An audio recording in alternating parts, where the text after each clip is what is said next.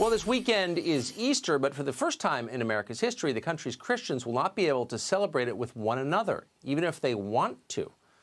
Most governments in this country will not allow them to gather in churches. Mississippi is under lockdown. All non-essential businesses are closed.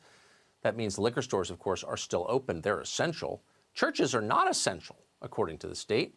King James Bible Baptist Church has been trying to hold drive-in services. That means parishioners remain in their cars during it, but cops showed up anyway and raided it. This is King James Bible Baptist Church, where Pastor Hamilton, where I'm the pastor of the church at. I'm a good citizen. Ain't breaking no law, ain't selling no drugs. I'm just preaching the word of God. And look at all these police cars here. That was Pastor James Hamilton you heard on the tape. We're happy to have him on with us tonight, along with Kelly Shackelford, president of the First Liberty Institute. Thanks so much for coming on, both of you. First to you, Pastor, what exactly were you doing wrong? We wasn't doing anything wrong. We was abiding by the CDC guidelines that the city of Greenville had put in place, also the state of Mississippi. Our members of the church was inside of their cars, had their windows up, and I was preaching the word of God. So no one was outside, and also we had cars at a distance. And so legally, we wasn't doing anything wrong. We was going by the CDC guidelines. And so I don't understand why the police officer would come to our church and try to break it up. Well, it's totally outrageous. Kelly Shackelford, I assume that when this happened, every civil rights group in America jumped to the pastor's defense, right? I don't know about that. We certainly did. The order that's in Greenville is just massively unconstitutional. It targets churches in a way that it targets no other group. So cars in parking lots are fine. It's only a crime if the cars in the parking lot are at the church parking lot. And I mean, look at last night. You had probably 6, 7 or so cars there for the church, and yet they were surrounded by police. And I don't know if you saw the video, Tucker, but one of the police officers came up to Pastor Hamilton and said that because of these orders, because of that local order in Greenville, Mississippi, that his rights were suspended. Those are the specific words he used. Like, your constitutional rights are gone now. Well, I don't know what country he thinks he's living in, but your rights aren't suspended. And I would just tell any church that has any of these issues or whatever, we have a lot of this information.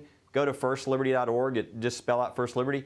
It'll tell you that you do have rights, that we want to follow the CDC guidelines. We don't want people to be injured in any way, and that's what this church did. Course. That doesn't give people the right to discriminate against churches and treat them in this kind of way. Well, of course it doesn't. So, Pastor, I mean, I'm not against liquor stores, but liquor stores don't answer the question, what happens when you die, which is something maybe would be nice to know now that people are dying from this pandemic. How do you feel that liquor stores get to continue, but you can't celebrate Easter in church? I think of it like this. I believe that liquor, beer have killed more people than the coronavirus ever would. And so it's a sad case in America. Whoever ever thought that we would have a government in Greenville that would pass such a law that will allow the liquor stores to have curbside service, but would come to the church and try to disrupt a church service. I would have never dreamed in 1,000 years that America, the home of the brave and the land of the free, will ever pass such law that would consider a liquor store essential, but a church non-essential. I am shocked. So 87,000 Americans died of alcohol last year. This epidemic is projected to kill 60,000. So you're absolutely right. Technically, factually, you're right. I just want to go out on this. I would like to know, and if you know the name, I hope you'll say it on the air, who made this decision to let liquor stores get a pass but hassle your church with armed police officers? What politician decided that was a good idea, Pastor?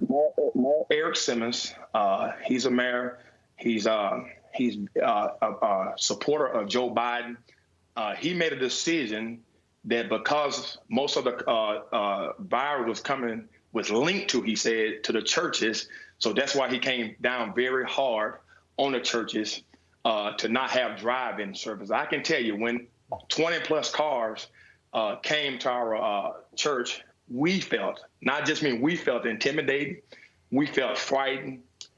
And I heard about this in China. I heard this about in communist country, but I would never thought that I would feel so afraid and my people would feel so frightened and intimidated by police officers. So you hear about civil rights violations. This is an actual civil rights violation. Pastor, thanks so much for coming on. Kelly Shackelford, appreciate your coming too. Thank you. Thank you, Tucker.